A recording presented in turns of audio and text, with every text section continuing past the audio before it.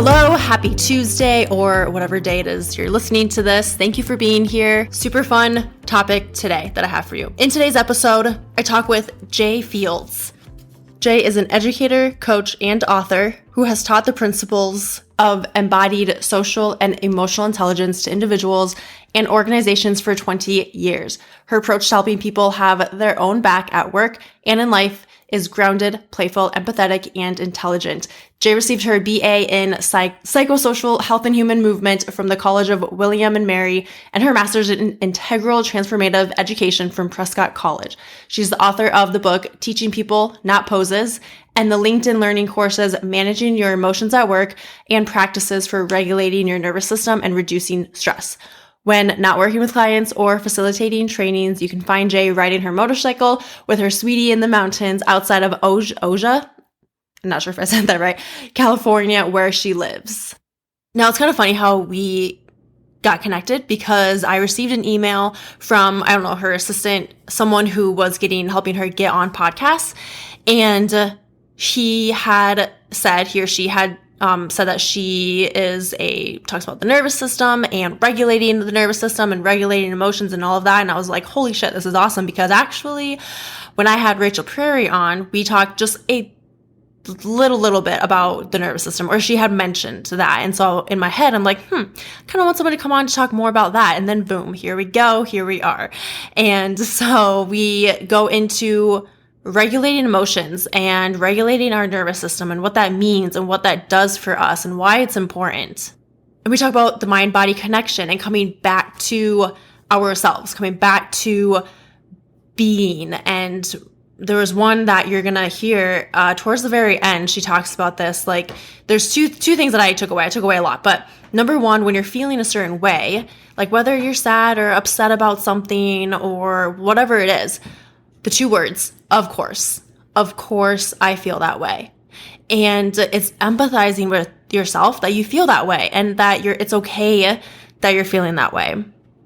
That's a quick summary of that. And then number two, coming back to our body by just simply having a practice of daily, every few hours throughout the day, wiggling your toes, wiggling your fingers, we talk about mindful walking, and just to remind you, oh yeah, okay, I'm here.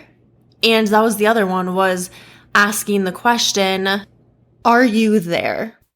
So again, it's the practice of coming back to our bodies, coming back to ourselves, checking in with ourselves, and ultimately having a practice to help regulate our emotions and our nervous system. So had a really, really just genuine, authentic, fun conversation with Jay. I'm so excited for you to listen. This is actually great timing that this is coming out right now because she has individual coaching and group coaching, but her group coaching called Yours Truly is going to be open for enrollment starting the 1st of July. And then the group will start August 18th. So there's an application process, an interview process. If you are curious to know more, you can go to her website, j-fields.com. Check it out. She's also on LinkedIn, and on there she has a couple of courses that are super small investment, like $20, $25, and you can see a couple of the videos for free. They're like 1, 2, 3 minutes, so they're super short, super digestible, and a great foundation to start with. I actually watched a couple of the videos and took a lot away from just that. So it's a good place to start, but if you want to dive deeper, you can check out her group coaching, Yours Truly. I would love to know what you thought about this episode. If you wanted to put up in your stories as well, that would be very helpful. But then also sharing this episode for anyone who needs to hear what is said in today's show. And then also, of course, tag me at Sophia_Dawn41 and or at Flow with the Grow podcast on Instagram. I'm also on Facebook. And lastly, if you have not yet left a review, that would mean the world to me. It helps get the show out more to more people, and when anyone is scrolling looking at podcasts and mine shows up, it's really a great way to showcase what people think about the show. So thanks again for watching. Without further ado, let's jump into today's episode with Jay. Enjoy.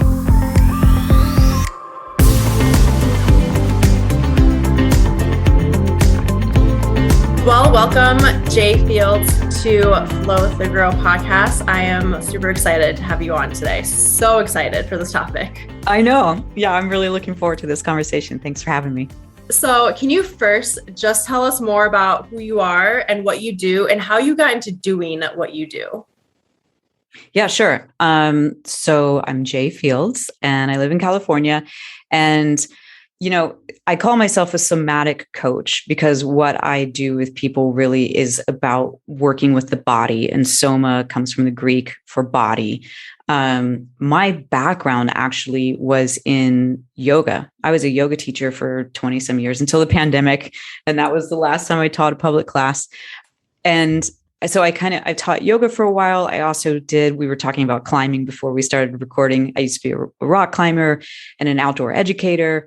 And so once I kind of went through college, my whole 20s was about exploring what it is that, like the role that our body plays in terms of our mental and spiritual and emotional health.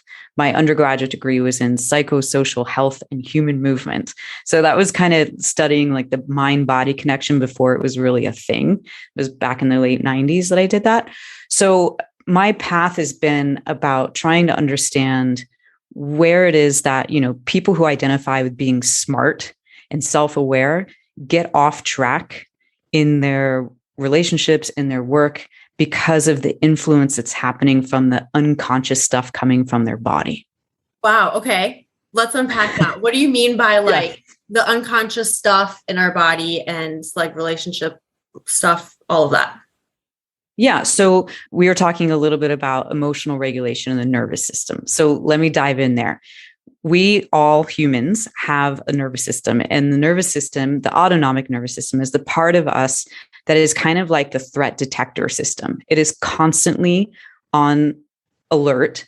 It's unconscious to us at the level of our brain, but it's looking for, am I safe? Am I safe? Am I safe? And if it detects a threat or danger in any way, like someone's facial expression looks like they're mad at you, or the car that is coming down the street when you're thinking about crossing the street, like that's the kind of information we're processing all the time. And whether it's a real threat or a perceived threat, our nervous system will then set us into a response that we think of as the stress response, the fight, flight, freeze sort of thing. And if that's happening, if we're in some kind of stress response where our body is saying, we either have to fight this, we have to run away, or we have to play dead, we're understandably not at our best.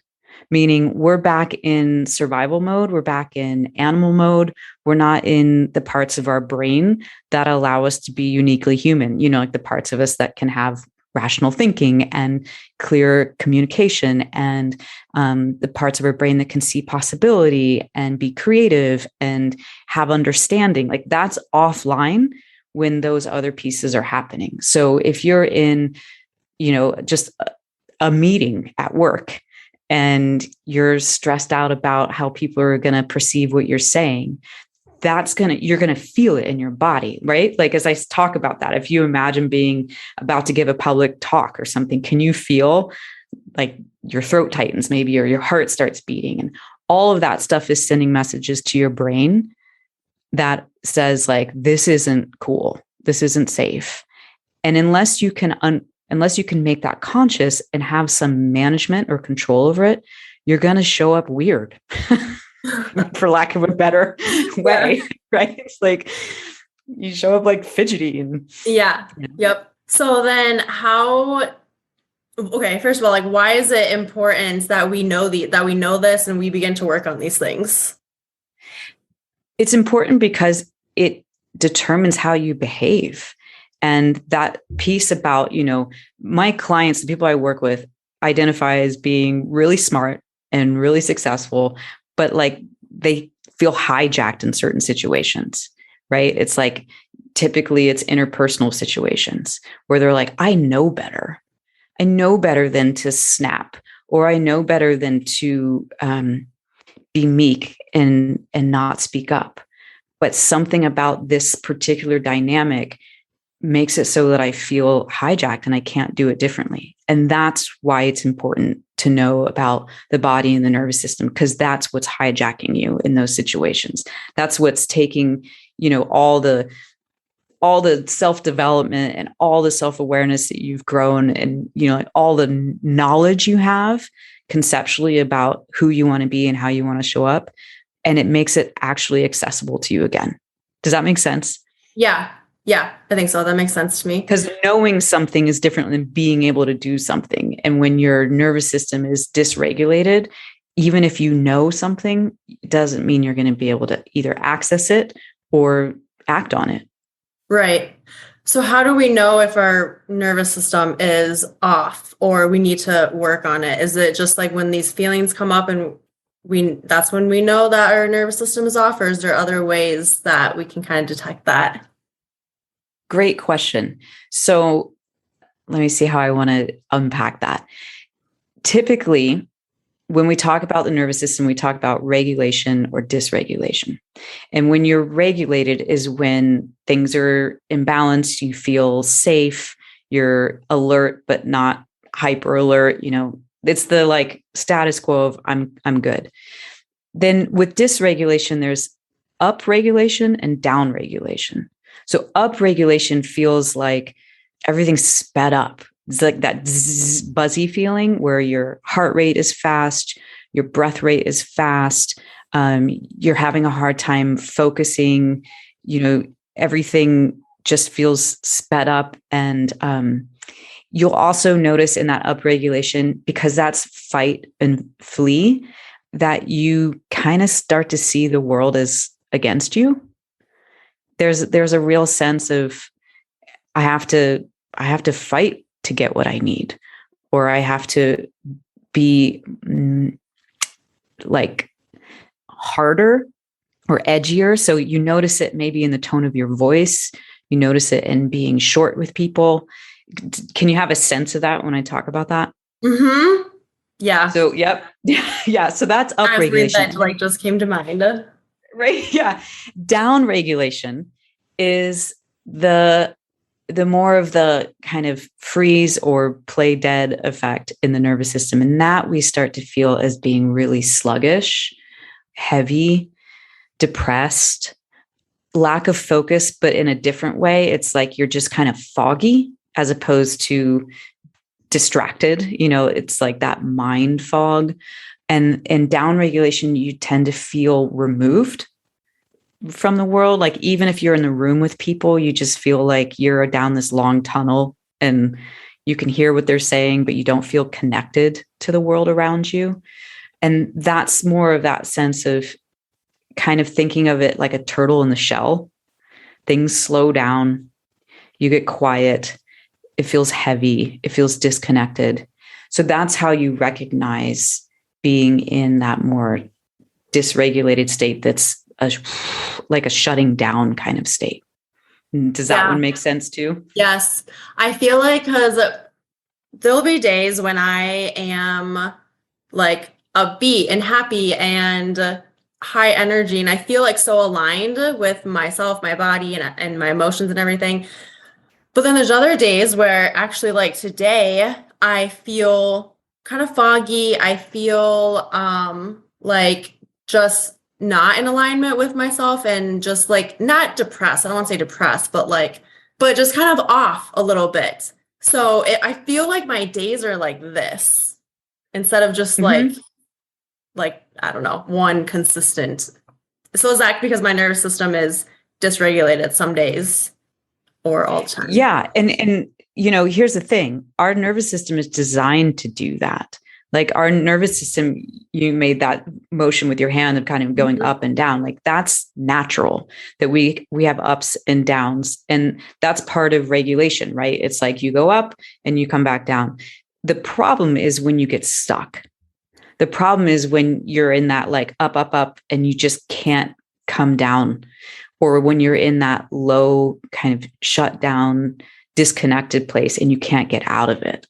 That's when it becomes more of an issue. So it's not a bad thing to be up and down like that. And what I say to my clients often is like, if you were to look at this on a scale of 1 to 10, right? And 10 is like super upregulated, like spastic, and 1 is really shut down and withdrawn. And 5 is that place where you feel, like you said, I feel good. I feel engaged. I feel happy. I want to be around people. It's not about always being a 5. No, that's really hard to do. Life is just way too lifey for that, but it is about knowing that if I'm at an 8, I can get myself to a 7.5 or a 7, right? Like, it's not about, I have to be even keel all the time. It's about knowing, 1, that there's a scale, and 2, that you have some sense of coming back towards the middle. Mm-hmm. Yep, that makes sense. And that kind of gives, like, a word that came to mind was relief. Like, it's kind of relieving to know that, like, we are only human, and that it is okay to, like, have those ups and downs, I guess. Why do you think that this isn't talked about, or it's not really talked about or taught how to regulate our nervous system, or, like, manage our emotions and do all these things? Why is that? Why do you think that's not? That is a great question. I have no freaking idea, because it seems like it's like, hey, this is how your body works. Every human is wired this way.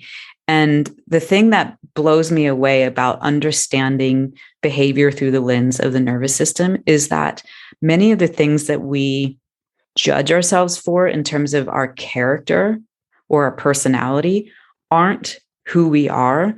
They're responses to the state our nervous system is in, right? Like, when I'm upregulated, if I don't understand that this is my nervous system kind of putting me into high rev, it's really easy to judge myself as a jerk or a bitch, because I am when I'm in that state. Like, I'm less patient.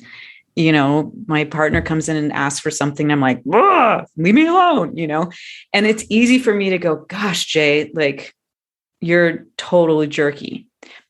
Or if I'm in that shut down state, it's really easy to judge myself as being lazy or antisocial, and, like, create this story about myself that this is just who I am, as opposed to, this is the information that my body is giving me and I'm responding to it. And I think if that were taught more, like, how liberating that can be in what you were saying before, in the sense of, oh, I get to be human and I get to have ups and downs, and that's not who I am. It really can shift people's grace with themselves. Oh my and gosh, when you have more grace and empathy with yourself, you tend to be more even keeled. Like, it's the, chicken or egg kind of thing. Yeah. Holy shit. And this podcast, I like to talk about the highs, but also the lows, like times where I maybe feel like, I don't know, I had a situation where I wasn't patient with someone, or where I am just feeling kind of low or sad or whatever. And I used to judge myself for that and say, like, I would try and force a positive emotion, or try to, I don't know, I would just get kind of mad at myself for it. But even through doing this podcast, I've just kind of learned that that is a part of life, and it's we shouldn't judge ourselves for it. So, like, this is kind of coming full circle talking about this, because it's actually our nervous system. So yeah, and that just the information that's coming from your body. So you saying that made me think of, I was talking with a client yesterday, and she's in a tough patch right now with her wife. And she was like, anytime my wife comes into the room, my whole body just feels tight, and she did this thing where she kind of put her arms up by her chest and, kind of squeezed in. And she was like, my throat is tight, my chest is tight, and I just feel trapped. And I was like, yeah. And how do you think you communicate with her from that feeling in your body? And she was like, I either don't say anything to her or I lash out. I'm like, yeah. So, and she tends to put it on her wife's behavior. Like, well, if she had, let me know she was going to be coming home early, I wouldn't have done that. And it's like, okay, you don't really have much control over her behavior, but you do have control over what's happening in your body when she walks into the room. You can choose to, like, straighten up your spine, open up your chest a little bit, and dismiss that feeling of everything closing in and getting tighter. And typically what happens when a person does that is that they then find that there's an actual emotion there, or there's a need there they need to communicate, or, there's like, they become aware of their own experience. And that's when you have choice. That's when you can change the dynamic. But if you can't find that feeling to begin with, it's unconscious, everything from the neck down, you don't know what's happening, but your body is doing that tensing, it's going to impact how you show up. Yeah. Wow. So I was even thinking about this today, that my posture and how I am physically acting is kind of maybe contributing to sometimes when I am feeling in a certain way, or like if I'm upset about something or whatever. So it's really cool that you said that, to just like sit up in your posture. And that is that kind of one way that people can, like a tip or a tactic or whatever, to help with regulating nervous system then, like when you know that you're feeling that certain way, and then to just change your actions. Absolutely. I mean, think of it this way. If I'm sitting here with you and I'm like totally slumped over and I'm not making eye contact with you, and I say, I'm really excited to be on your podcast, right? Like, do you believe me? Nope. Or if I go, I put my arms over my head and I get this big excited look on my face and I go, this is so boring. Do you believe me? No. It's incongruent, right? Yeah. And right. So there's research out there that shows that my body language gives you information about me, right? But what's also true is my body language gives me information about me. So if I'm slumped over and, not making eye contact with people in my life, and I'm trying to tell myself things are good, my brain is not going to buy it.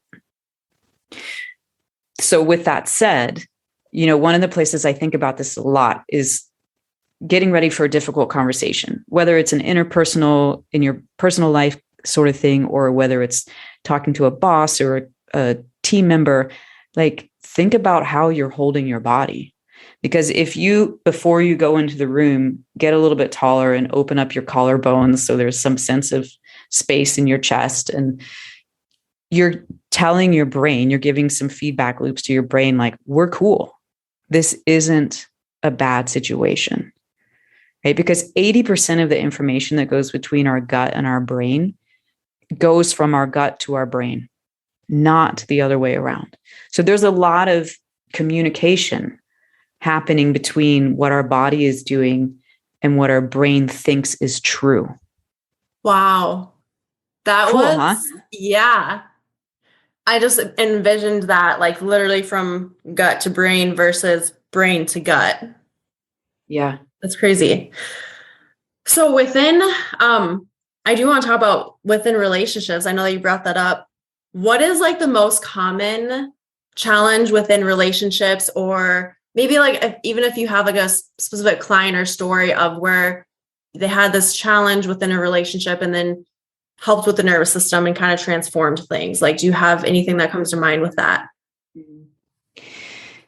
Yeah. I mean, so I would say on a general sense, the story that my clients have in common is that most of them tend to be people pleasers and kind of like codependent sort of people in relationships, where it's like they have this belief that love means making the other person comfortable.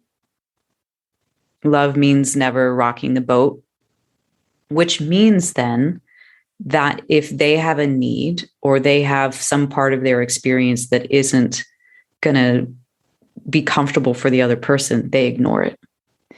And so this is where the nervous system piece comes in, which is if you want to change behavior. So if I'm thinking of a client, again, who was a pleaser in her relationship, and she knew she wanted to have more boundaries, and she knew she wanted to stand up for her needs, especially around like having alone time after taking care of the kids all day. But if she thought about communicating, hey, this is important to me, and that her husband might be, frustrated or feel like, hey, what about me? His response made her so anxious that she wouldn't do it.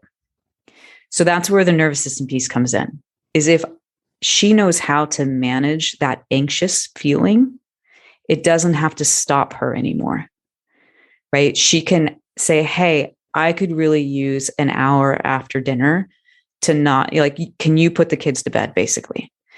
And if that feels scary to her to ask, she can be with her fear as opposed to letting the fear take over and then she just doesn't ask. Mm-hmm. So it's that sense of like, I mean, to come back to the body, it's like, take up space and be true to your own experience. And in order to do that, you're going to have to manage discomfort. Yeah. Wow. Yeah. You got to manage discomfort and you have to be willing to just like sit in that uncomfortableness. It sounds like, and to accept that. Well, and to be empathetic with it. I mean, this is the other thing that I see in the people that I work with, and that is they tend to be sensitive and they've been told their whole life, oh, you're just too sensitive. So what they've internalized is, oh, really? You're upset about this? Come on. If you weren't so sensitive or you weren't such a crybaby or whatever, like you wouldn't feel this way. And what research shows in terms of our difficult emotions is the less attunement we get, the less empathy we get for the difficult emotions we have, the more difficult it is to manage and regulate them, which is to say, whether it comes from someone else or whether it comes from ourselves, showing some understanding actually helps us to regulate our emotions. So if I say in my head, oh, geez, Jay, if you weren't so sensitive, you wouldn't be upset about this, I'm not going to feel better.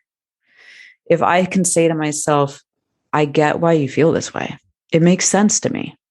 That was shitty that he said that thing to you and that hurt. Of course you're upset.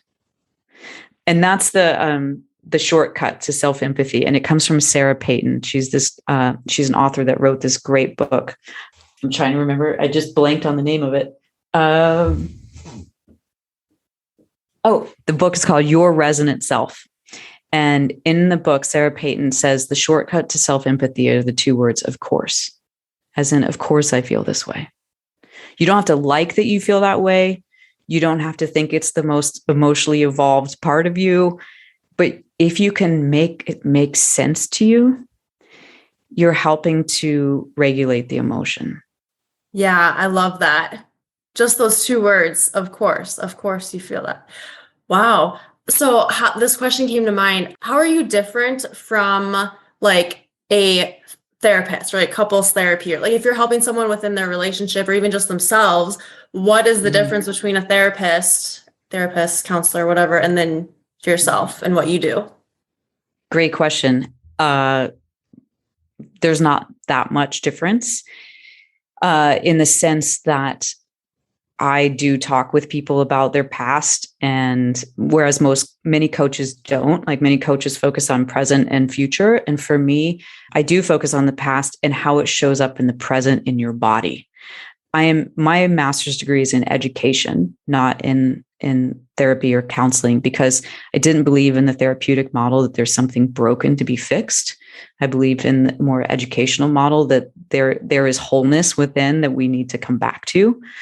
But when it comes to an actual session, what would be different is that I'm really holding people to staying present to what's happening in their body and to being able to kind of stay with a feeling, begin to find that part within themselves that is the part that can stay and be attuned, to be able to differentiate the parts that are internalized voices from their parents or their boss or whatever else.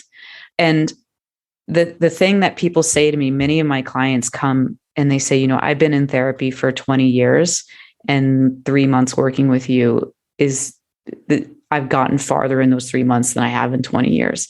And it isn't because I have some, magic power. It's bringing together, again, that piece of the body and the nervous system, because you can know all the things in the world about what you want and how you want to be. But if you can't get control over what your body is doing, you're not going to be able to change. So I think that's the biggest difference is that, some therapists are including a more somatic approach, But for me, it's like bringing together the psychoeducation of therapy with the practices of coaching and embodied kind of practices. Mm-hmm. Yeah. Wow. What are some, I would say like, I don't know, like just like practical ways that people can start to, like if they're maybe they're looking to, take this step, work with you or whatever, but what are some practical ways that people can like today, right now, start doing to just either become more like in tune with their emotions and their body and stuff, and then to when those uncomfortable feelings come up, what they can do? Because I feel like in my mind it'd be like so hard sometimes to just like sit in that uncomfortableness or have something, I don't know, like a mantra or affirmation. I don't know if like any practical ways. Yeah. Hey there, I hope you're enjoying the episode with Jay, and I just wanted to take a quick moment to share Flow with the Grow's first partner, Athletic Greens. Athletic Greens is a green supplement that I take every single day, every single morning. I started taking Athletic Greens because personally I knew that I was not getting in enough vegetables or nutrients from greens from vegetables. So it's an easy way for me to get in more of those nutrients every single day. I wanted to improve my gut health as well. So I found Athletic Greens, tried them, loved them many years ago, and I'm so happy to partner with them today. I wanted a supplement and a greens that actually tasted good. I personally love it with coconut water. I've also had it with oat milk, just shaken, and both are super delicious. Kind of like a tropically vanilla-y type flavor to me. So what this is with one scoop, you're absorbing 75 high quality vitamins, minerals, whole food source, superfoods, probiotics, and adaptogens, which is great because we all have stressors to the body. We all have stress. That's a great way to get some of these adaptogens to help with starting our day right and just to help with overall stress that we have. This special blend of ingredients supports your gut health, your nervous system, your immune system, your energy, recovery, focus, aging, all the things. For me, I've noticed that I sleep a lot deeper. Like I just have better quality sleep than when I first started taking it, which I did not expect. I love that it is a small micro habit with big benefits that you can do every single day to take care of yourself and your health. I love that it supports mental clarity and alertness and gut health, and it costs you less than $3 a day. So right now, since you are a listener of Flow with the Grow, Athletic Greens is going to give you a free 1-year supply of immune-supporting vitamin D and 5 free travel packs with your first purchase. All you have to do is visit athleticgreens.com/flow. Again, that is athleticgreens.com/FLOW. If you try it, let me know your thoughts. I would love to hear. And with that, let's jump right back into the episode with Jay. Well, so of course is a big one. I've had people come back and say, like, I use that all the freaking time and it really, really helps. But before you can get to the of course, you have to actually know what's going on, right? So what I tell people is a place to start is have some kind of very simple body check-in that you do a dozen times a day, where it's like you either feel your feet on the ground or your butt in the chair, which would be kind of a grounding technique, right? Like feel what's supporting you. Another simple technique is orienting, which is like look around the room or the space that you're in, especially for those of us who work on a computer all day. There's this real sense of just, you get this tunnel vision. Yep. And if you know that feeling when you get stressed or anxious, you get more like beady-eyed, So just looking around, turning your head, looking out the window usually gives you some like, and anytime you find that you do like an involuntarily deeper breath or a sigh, that's an indication that your nervous system is resetting itself. And then the third way is just any form of centering that you know how to do. So sitting up taller, broadening your shoulders, taking your arms out to the side and giving a big, broad stretch, and then letting them set back down. Essentially, it's anything that reminds you that you exist from the neck down, which sounds ridiculous that we have to practice that, but we are such a heady culture and so disconnected from our bodies. So the first thing is find something that you can do like in between meetings, or every time you go fill up your water cup, or every time you go pee, like the built-in things that you already do in your day, add on to it 5 seconds of, can I feel my feet on the ground? Add on to it 5 seconds of just looking around the room and taking in the colors that you see. Because that's then how you're going to realize, oh, my belly's tense, or I have a headache, or I'm hungry, right? All these things that we tend to not get the information because we're just not paying attention. And that's also where you'll feel, I have a feeling. You might notice my heart is heavy and I'm sad, or you might notice you're feeling grippy and you're scared. And that's when you do the of course. So it's kind of like a 3-part thing. It's the do something that helps you recognize you have a body.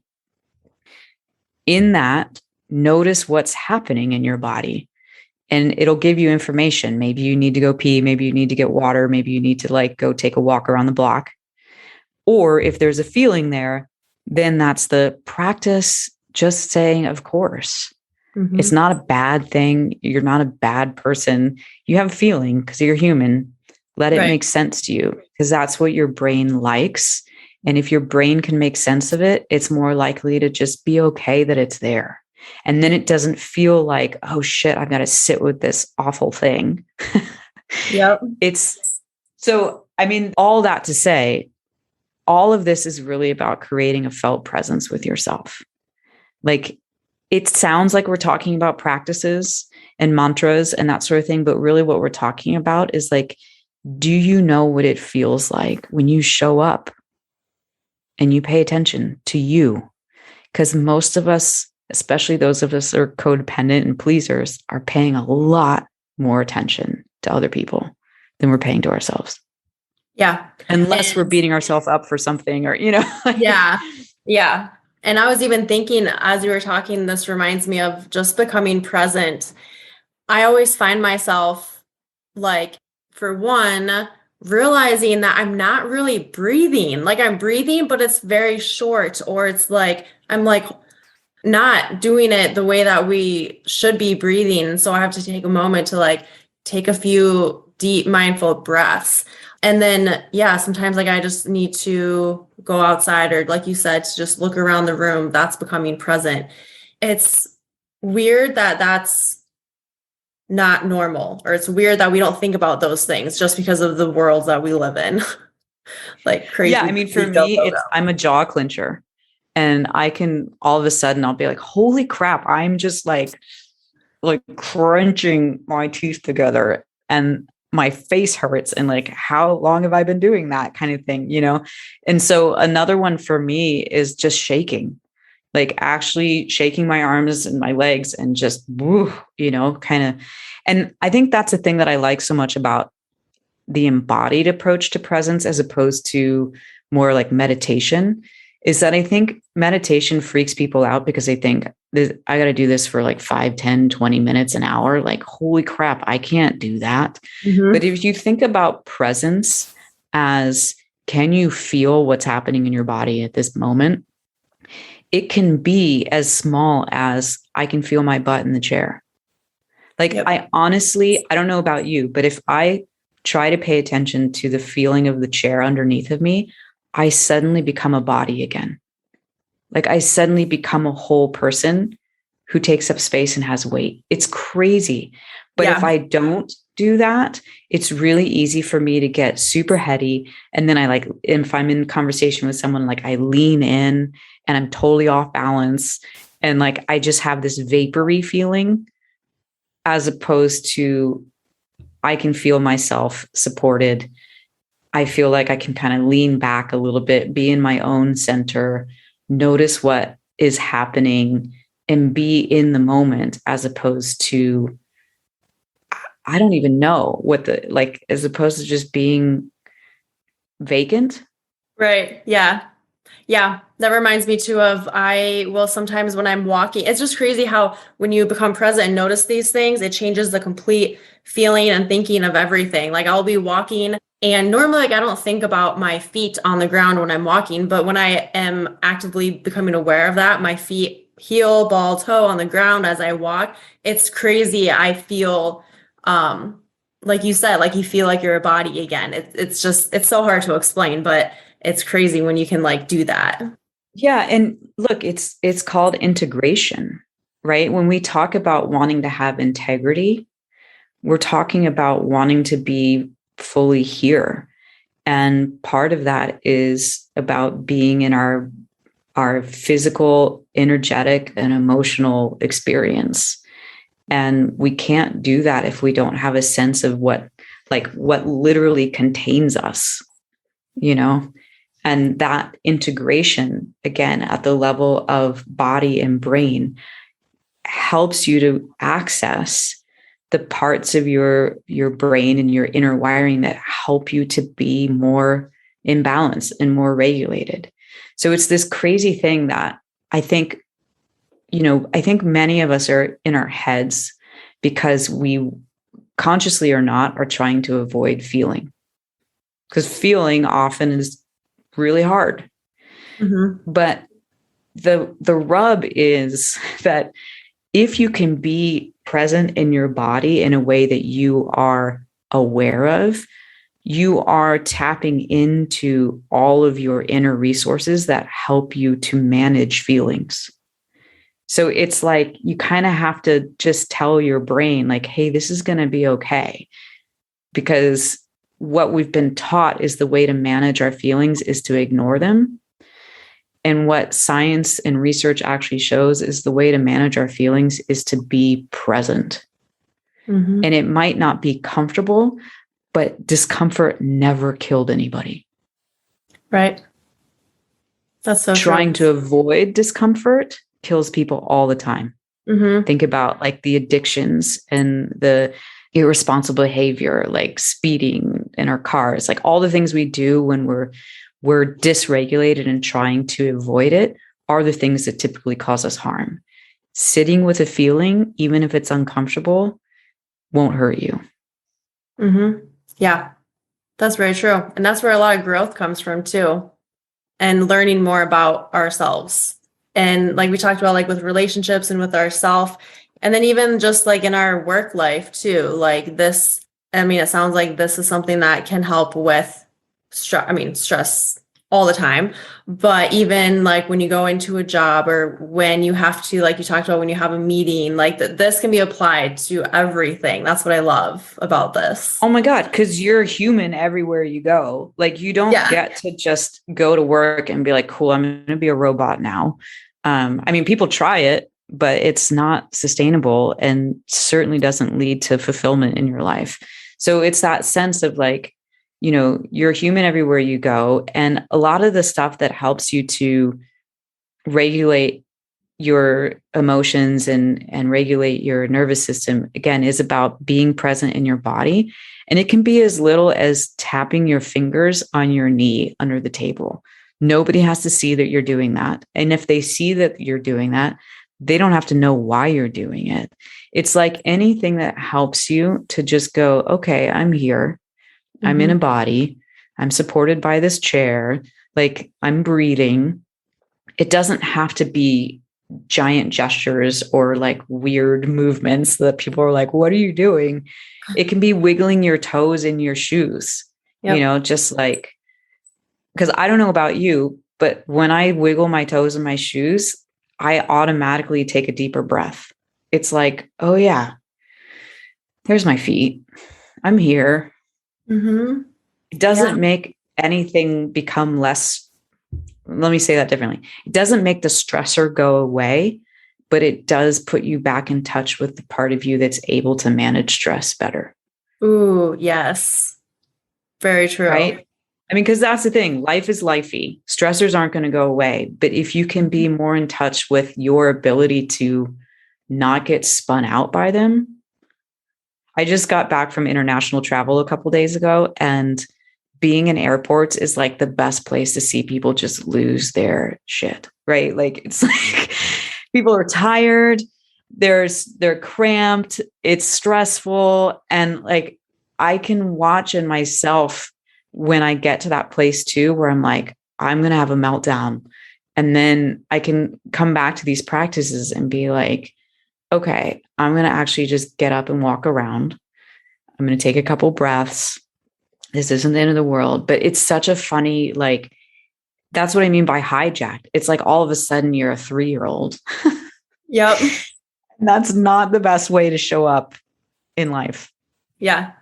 And maybe you already said this, but when we talk about the nervous system, regulating the nervous system, is that the kind of equivalent to regulating emotions? Yeah, I would say so, in the sense of it's about, the term regulation is about like that sense of conscious control of that, where you are in a spectrum and how to move back to more equilibrium. In the science language, they talk about it as the window of tolerance. Like within this window, I don't have to freak out. And the idea is that through practice, through presence, through being able to be in your body, you can make that window bigger so that a bigger stress can happen and you don't get dysregulated, or you don't have a big flame out emotionally, right? It's like if your window is only this big, you have very little tolerance for anything going bad before you just become a 3-year-old. Mm-hmm. Yeah. Yep. You're like, yep. That's familiar. I've gotten really good at it, but I used to be not as good at it. Like I try and be better about kind of like what we're talking about. Like if something, I kind of get impatient, or I try not to react and like respond in a way that is like snaps back at someone. But instead try to like take a breath first. That always helps me, is like taking that couple of breaths first before I do or say anything at all. Because a lot of times I'll just regret if I ever react in a way that is not what I intend.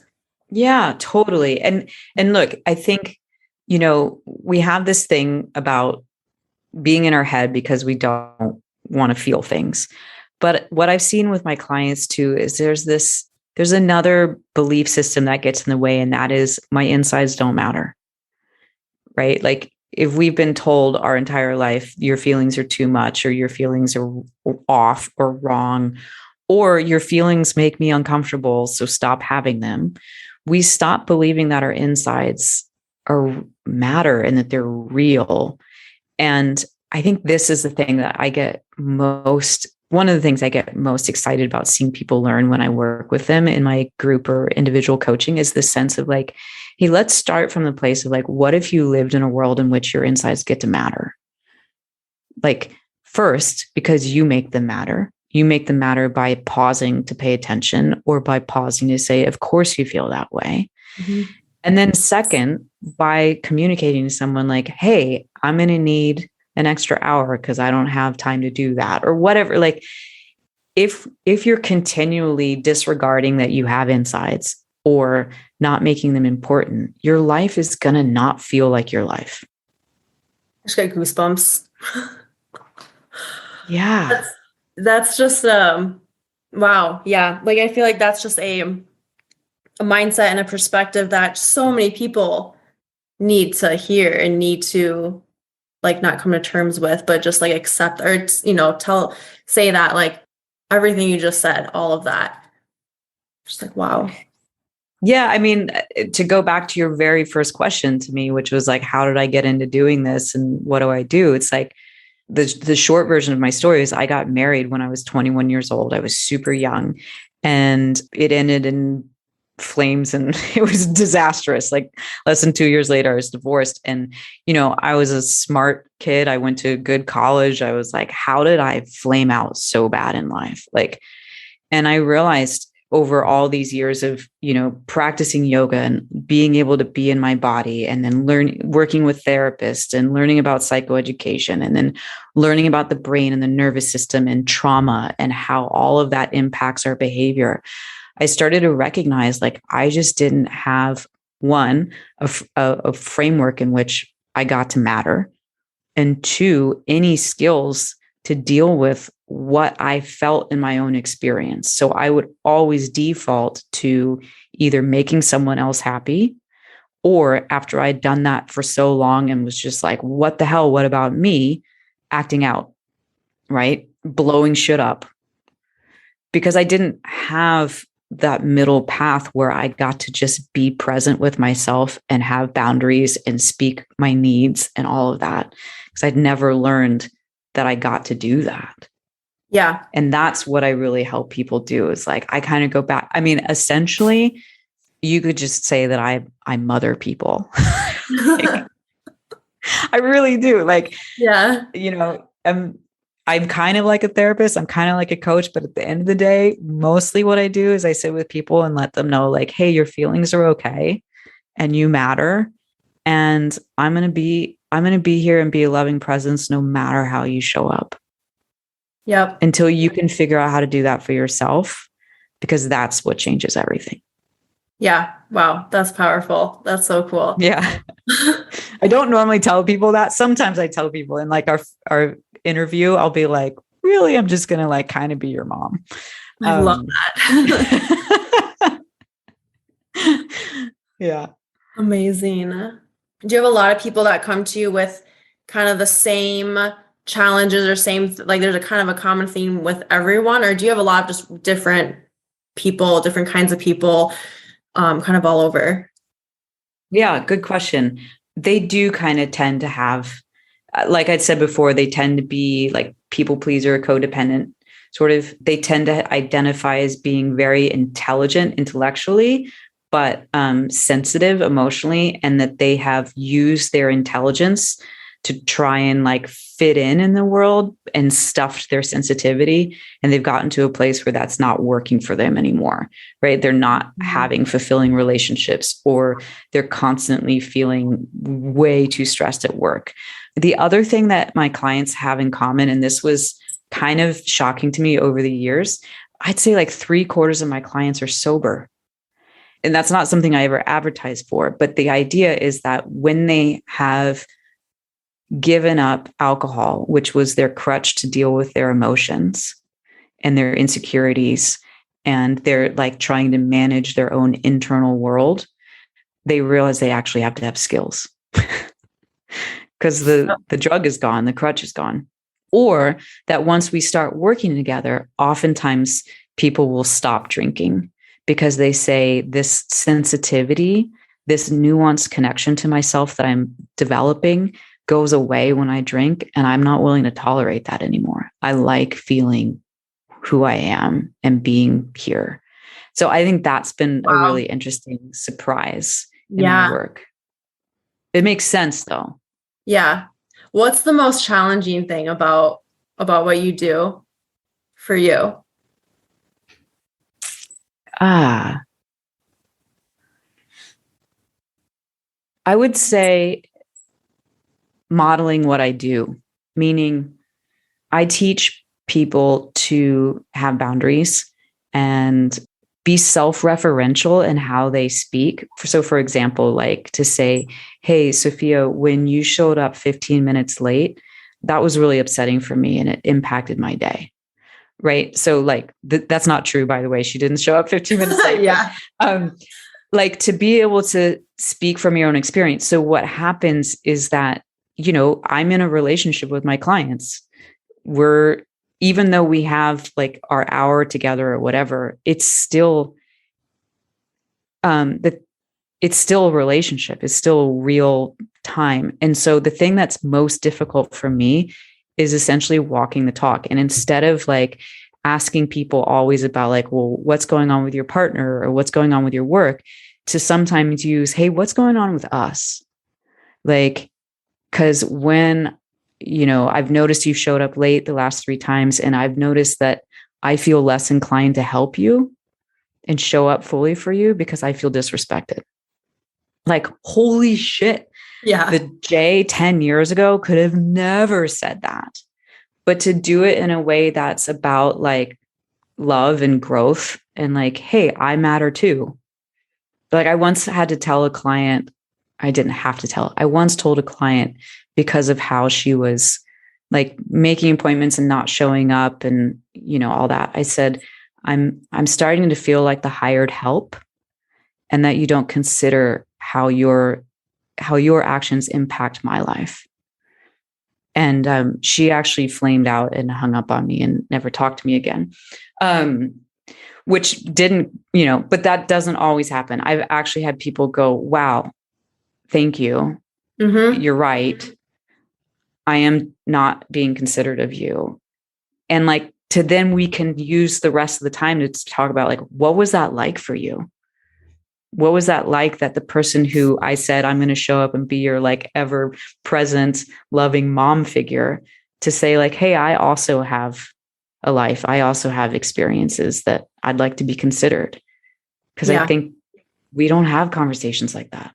Wow. Yeah, that is very powerful. That also gave me goosebumps, but it is setting a boundary for yourself and what's the word I'm looking for? Like showing that, like, to me, it's like showing that you appreciate and respect yourself enough to like then say that to the person, but it's in a way that is also loving and respectful. And then to that person, it just kind of shows a different perspective. And like you said, it's like, holy shit, you're right.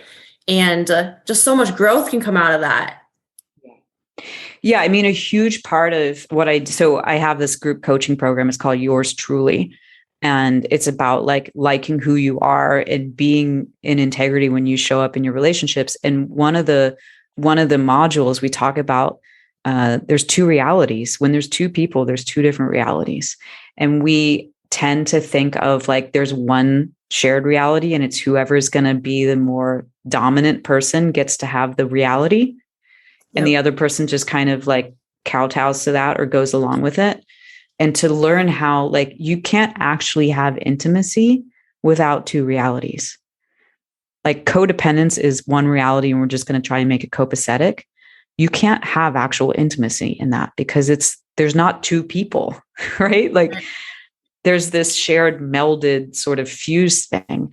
And so it's that, going back to what you said, that kind of modeling conversation I'm having with people is like, hey, there's two of us here. There's two realities. How do we consider both of us so that we can have closeness and trust and actual care between us?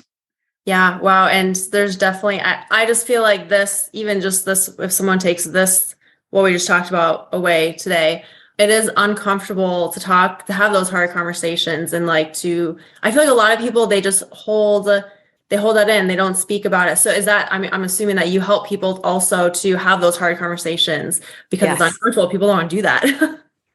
Absolutely. So that's a really good point.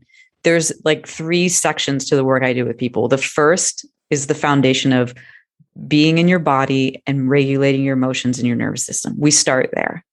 The second is psychoeducation, looking at what are the models for love and relationships that you got, and can we change them to healthier models? That's the place of like, there's two realities, your insides get to matter, like all this stuff. And then the third piece is language, is like literally, I have scripts for people like, here's how you would say what you need to communicate. Because if you never grew up in a paradigm in which your insides get to matter and you get to have value, you actually do not have a language to speak from that place.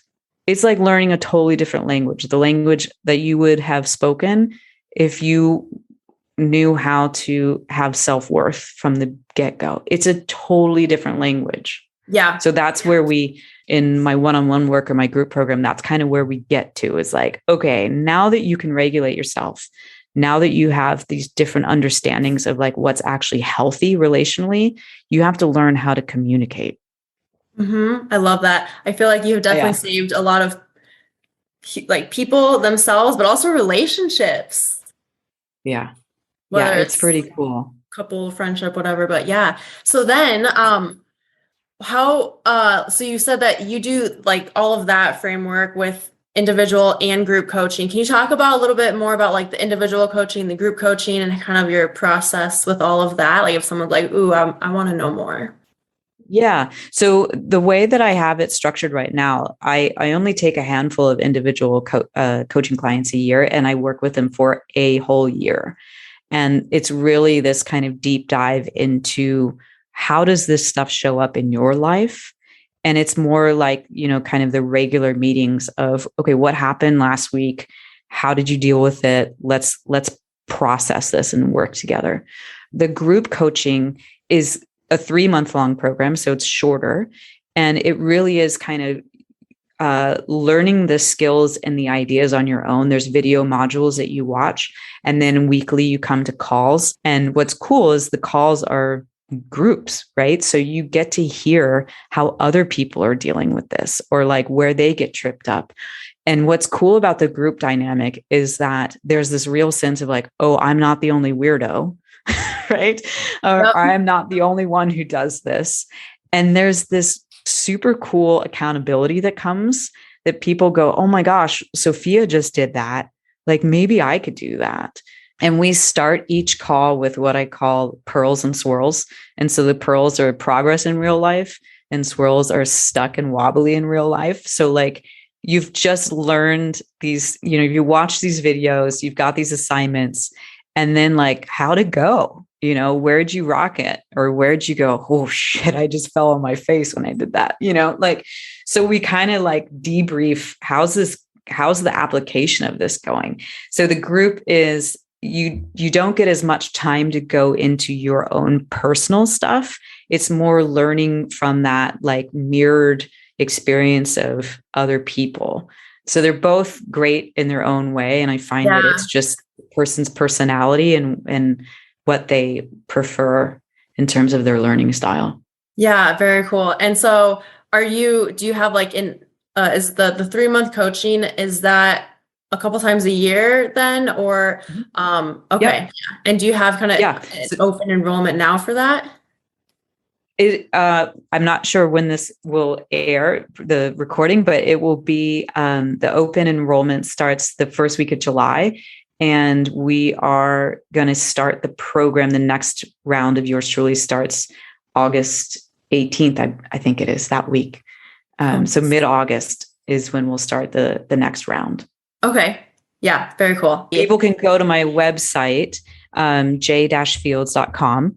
There is a page for group coaching for Yours Truly. And on it, there's an application. So it starts with an application. So I can get to know what are people like through the questions I ask. I can basically tell if you're the right fit or not. And then we have a conversation. There's an interview. So you can ask me questions and I can ask you questions, because the thing about group, if you've ever done group stuff, the thing about facilitating a group is it's my job to protect the group. It's my job to make sure that the right people are there and the not right people aren't there. And so that to me requires a conversation and knowing, so that when that group actually comes together and forms, it's solid and it's a place for safety and growth, as opposed to drama and, all of that. Yeah. I love that. I'm sure everyone really appreciates that too. Yeah. For real. Yeah. I appreciate it. Makes my life easier. Yeah. Mm-hmm. I bet.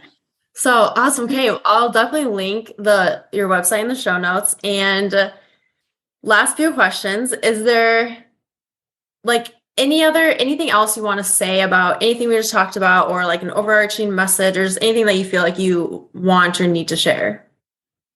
Yeah. I mean, I think I would go back to what I said a little bit ago, which is ultimately all of this is about like having a felt sense of yourself. And whether you ever think about nervous system stuff again, or whether you sign up for my program or not, what I would hope that you take away from this conversation is like a curiosity to looking for yourself. Like sometimes one of my practices used to be, are you there? And I would say it to myself, because the moment I said that, are you there? Like I could feel myself again. Mm-hmm. And it makes me like tear up, because it's like, holy shit, like how can it be that I get so far away from myself in a day? And how lovely it is to have just that moment of like, oh, I'm here.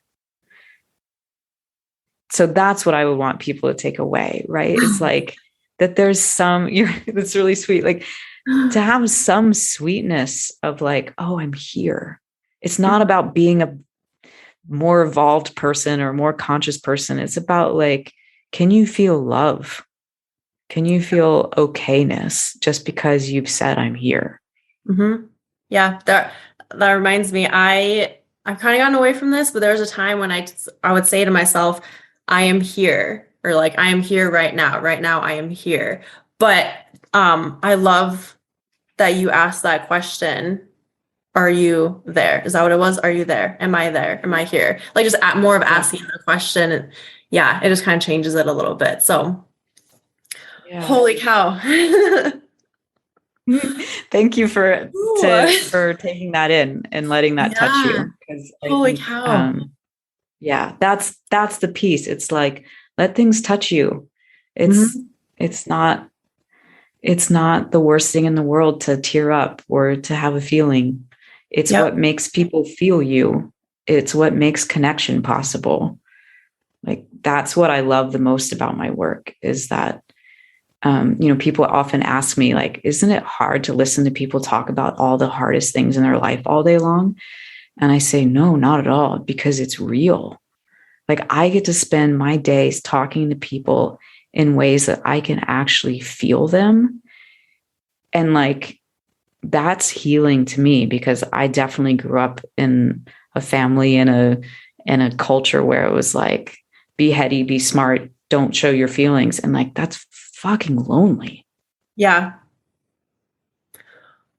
I cannot wait to re-listen to this and to, like, get this out there. It was amazing. Thank you. Holy cow. Yeah, no, thank you. Okay, 2 last questions here. Well, first, do you have social media at all, or is it just like website? Yeah, just your website and programs, or is there anything else like Facebook? The only social media I have is LinkedIn. Okay. And that's because I have the LinkedIn learning courses. So that's another thing is that, for I think it's like $25, or even sometimes they're free. You can go to LinkedIn Learning, and I have one course on regulating your nervous system, and I have another one on managing your emotions. So that's a great place to start to just get those foundations.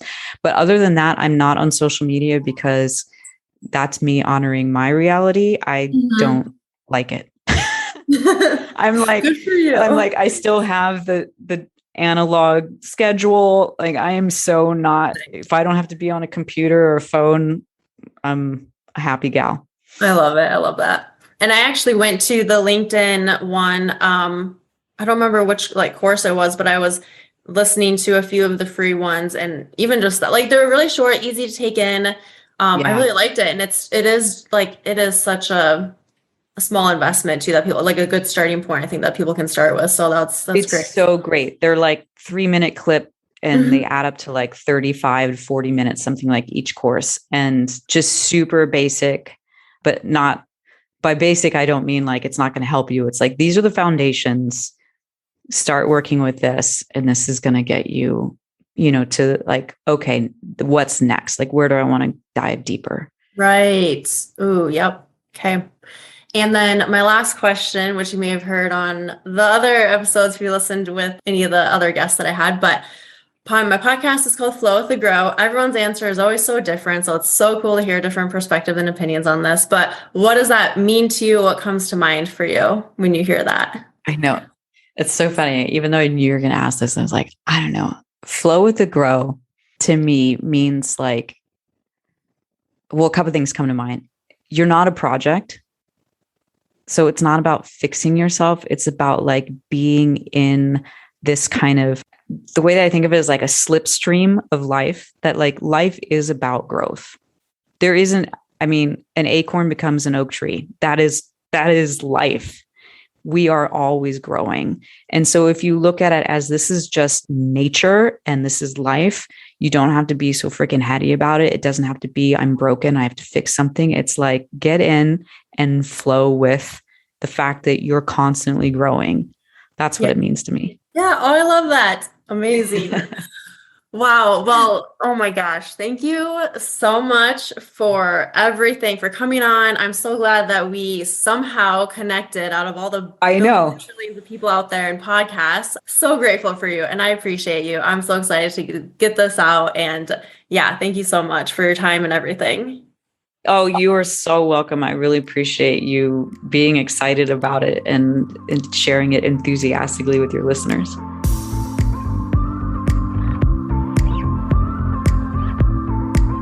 Thanks for tuning in to this episode of Flow with the Grow. I'll see you next week for your daily dose of positivity and growth.